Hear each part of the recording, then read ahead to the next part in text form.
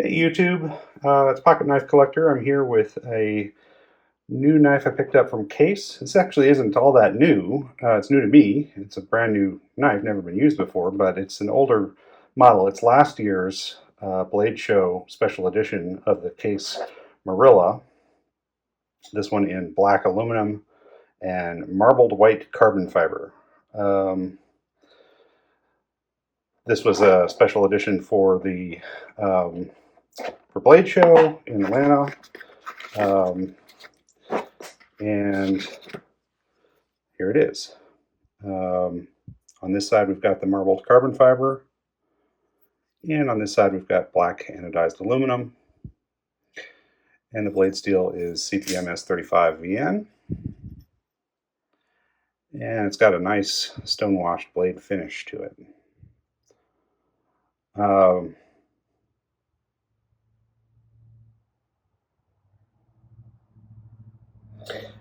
This is a little different than the standard version of the Case Marilla, which comes in a few different colors of anodized aluminum.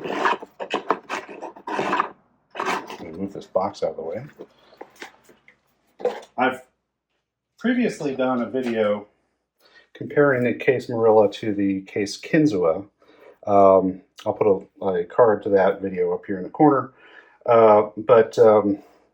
Basically, my conclusions were that the Marilla is a much better EDC knife for most people. It has a lot better access to the lock, so you can unlock the knife a lot more easily than you can the Kinzua. And it's got a slicier blade and a more versatile blade shape. The Kinzua is sort of a sharpened pry bar. So here's two versions of the Marilla.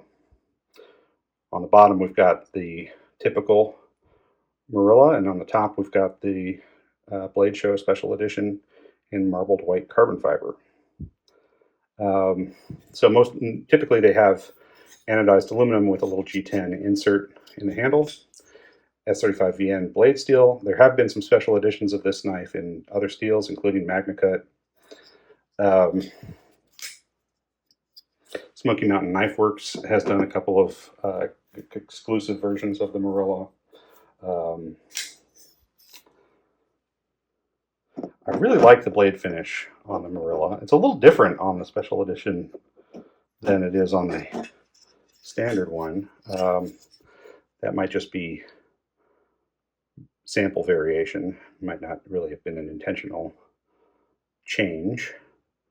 But it is this sort of very rough looking stonewash. See more milling lines. See more of the CNC machine lines on the standard edition than on the special edition here. This finish reminds me of the finish on a much more expensive knife, which is this Hinderer, which has a really nice sort of rustic looking stonewash finish as well. Okay, I think they call this battle worn or something like that. But anytime you're comparing, a knife that's under 150 bucks to a knife that's more than 450 bucks, that speaks pretty well of the less expensive knife. And not only does this case remind me of the Hinderer in the blade finish, but also the action, really smooth. Of course, the lock is an aluminum lock bar on the case as opposed to titanium on the Hinderer, which is going to make a difference in strength. But just in terms of action, the Hinderer has pretty much perfect action, and the case is right close to it. So I think it's pretty excellent knife for the money. When I did that previous video comparing the Marilla and the Kinzua, I don't think I did size comparisons to other common knives. So let's do that now. We'll Marilla there and show you some other common knives.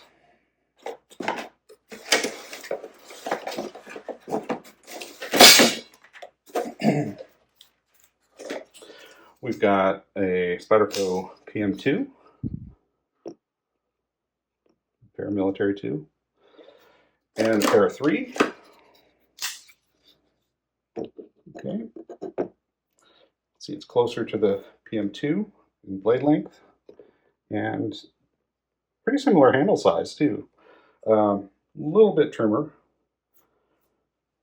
and it's going to have a narrower carry profile in the pocket. And it's just going to be deployable with the flipper tab. There's no thumb hole or thumb stud or anything on the Marilla. Let's compare it to some Benchmade models. Here we've got the Bugout and the Griptilian. Okay. Pretty similar to the Griptilian in terms of dimensions. And yeah, I've polished up the edge of that Griptilian, so it's got sort of a mirror finish on it. So you can see my hairy arms in the reflection there. Sorry about that. Let's do another size comparison here. We'll look at the Rat Model 1.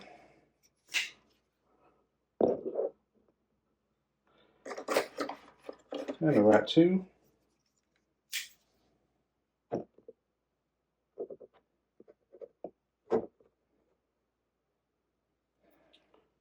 Okay. Longer than the Rat 2. Pretty comparable to the Rat 1. The Rat 1's a little bit beefier. Got a little bit more handle real estate and a little more reach. And of course it does have thumb studs as the deployment method as opposed to the flipper tab. So several important differences, but in the same ballpark. I also want to do a weight comparison here. The Marilla with the carbon fiber is going to be a little bit lighter, I believe, than the standard Marilla with the full aluminum frame. All right, let's get a weight on the standard aluminum frame Marilla. That's coming in at 3 5/8 ounces. And the carbon fiber 3 1/4 ounces. So a little lighter. And you know, that's getting into the ballpark of some really ultralight knives, like the let's get a weight on our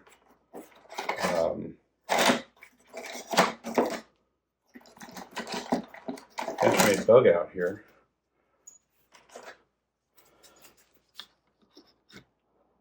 To 1 3/4. Yeah, so it's not quite in the Bugout territory, but it is definitely a lightweight knife, and it's noticeably lighter than the full aluminum model. All right, well, it's not a review, it's just a first look at the carbon fiber Marilla, the special edition Marilla from last year's blade show. These are still available. They still have them at Smoky Mountain Knife Works, and I think it's a heck of a good knife and worth some consideration. So check it out.